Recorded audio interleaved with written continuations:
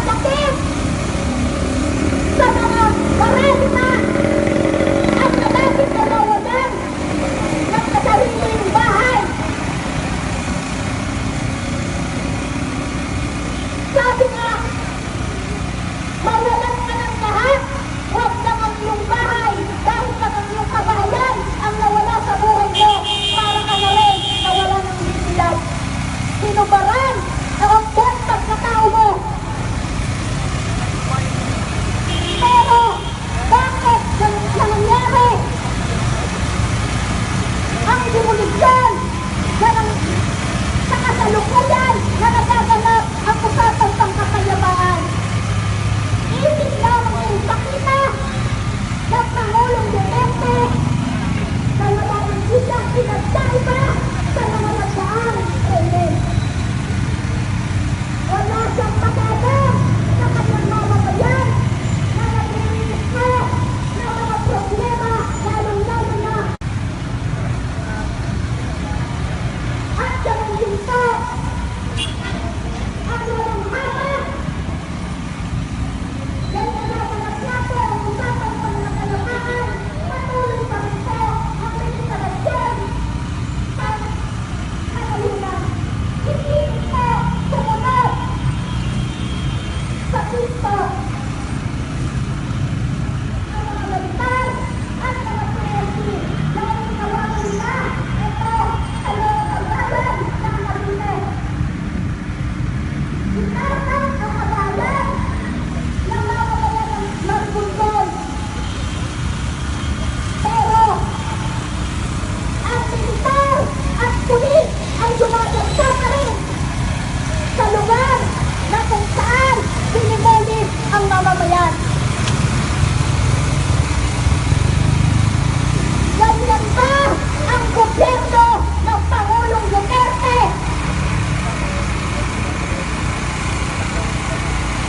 Kahit anong gawin usapang pangkapayapaan, kung ang kanyang mga tauhan ay hindi susunod sa mga usapin ito. Binahas ang mamamayan ng Maribundong Cavite noong Lunes.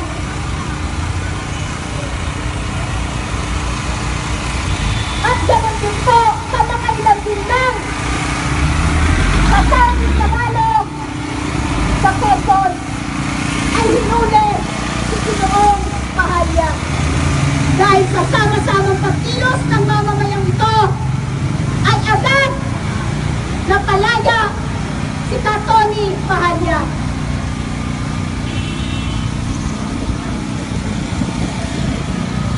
Kaya niliministro ng Southern Tagalog ng Laguna ang Utlan Bayanhan ay alisin sa kalayunan. At ganun din ang mga kapulisan.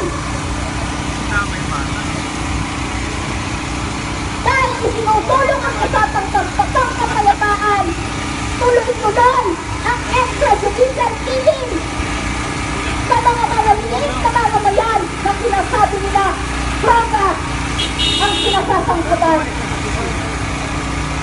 Bakit po ba nasadlang sila sa ganyang hanap buhay?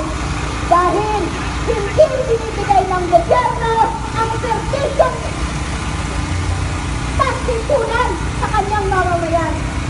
Walang kakasin sa patalim ng mamamayan kung ang gobyerno ay binibigay ang sertisyong pagtitunan sa kanyang mamamayan. Job, hanap tayo ng Pero,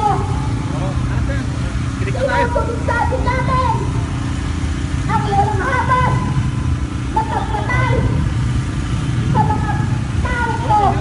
Bakit kita na maliliit na mamamayan ay walang habas na pinapatay na lang nalalabasin ng laban dahil lahat na ng saot. Pero, bakit walang matataas na politiko Ano mo na, gusto nagbigay ng piyak. na mga kapulisan ng mga militar ang natabi sa mga extrajudicial killing na nagaganap sa ating bansa. Pinatangkong sabihin, sila ang protektor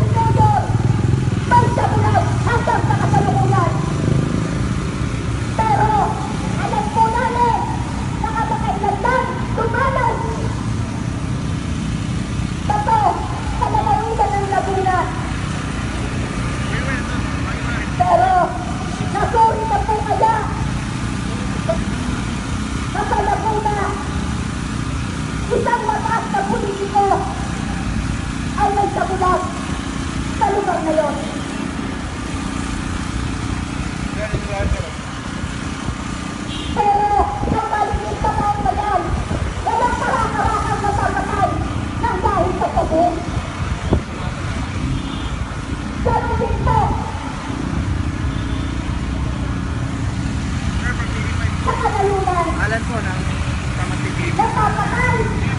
Sinasakayan ang legal organisador. Dahil natututo daw Kabila, Jog. nang hindi ito nagkarapatan ang pamayanan ng kanilang kalungkuran.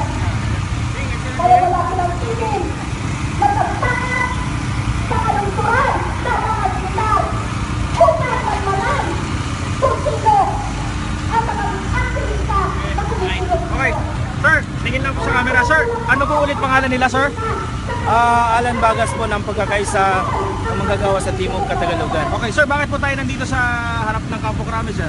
Ninandirito ngayon ng sektor ng manggagawa sa ilalim ng pagkakaisa ng manggagawa sa Timog Katagalugan kasama ang bayan sa Southern Tagalog upang ipanawagan sa Reming Duterte at sa kay General Bato de la Rosa na maring ka namin kinukuntina yung extrajudicial killing na nangyayari ngayon dito sa ating bansa. At bukod pa dyan, yung Uplan Bayanihan na nagtuloy-tuloy pa rin mula sa Reming Aquino hanggang ngayon sa Reming Duterte. Oh. Sir, bakit po kailangan na matigilan yung extrajudicial killings? Ano po ba ang epekto nito sa atin? Dahil ang sa bahagi ng militanteng sektor at sa pagkakaisa ng magagawa sa Timog Katagalugan, gusto nating ilinaw na tayo naman ay gusto natin na masugpo ang droga, pero kailangan pa rin dumaan pa rin tayo sa due process dahil ang nakikita natin ang karaniwang biktima dito ay tanging yung mga mahihirap lang na hindi man lang kung talagang may nalabag sila sa batas ng droga o sa batas ng Pilipinas, dapat idaan sa due process ito dahil tayo lahat ay may karapatang magbago, may karapatan po tayong mabuhay. Sir, paano naman daw po yung mga nabibiktima nung di umano mga drug addict na ito? Sila daw, hindi rin sila nabigyan ng pagkakataon mabuhay, sir. Ano naman ho yung... Di nasa proseso po yan ng programa ng gobyerno kung paano talaga sugpuin yung droga at yung kriminalidad. Dahil una-una ang ugat dito sa kung bakit nasadlak yan sa droga dahil sa kagutuman at kahirapan, walang mga hanap buhay. Kaya programa ng gobyerno natin na wag naman marahas. Dahil kami rin naman sa bahagi ng mga militanteng grupo, kami ay sumusuporta dahil naging biktima din ng mga pamilya ng mga maritang tagalungsod sa droga, pero hindi dapat na ipagkait yung due process of law para sa gayon ay may makarapatang magbago pa lahat ng mga kung anumang krimen ang nagawa ng isang tao. Oh, pero sir, hindi ho ba masyado pang maaga para ho sa inyo o talagang nakaka-alarma na ho? Yung dami?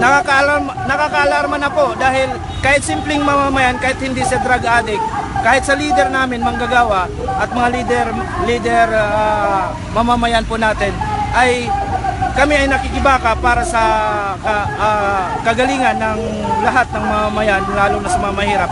Baka naman kami ay paslangin at pasla na lang alagyan ng placard na kami ay gumagamit ng droga, user ba kami o user. Kaya lahat ng mamamayan dito ay nababahala dahil hindi kami lahat naniniwala na lahat yung pinapaslang at sinasabi nila na sa police operation ay nanlaban.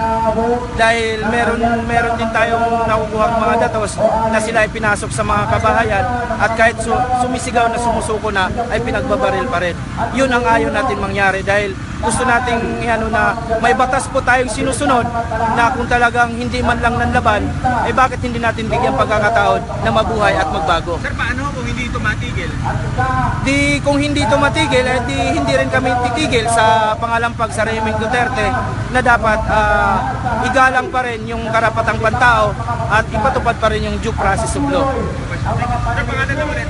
Kasama ngalan po mula sa pagkakaisa ng manggagawa sa Timog Katagalugan, Pamantikip.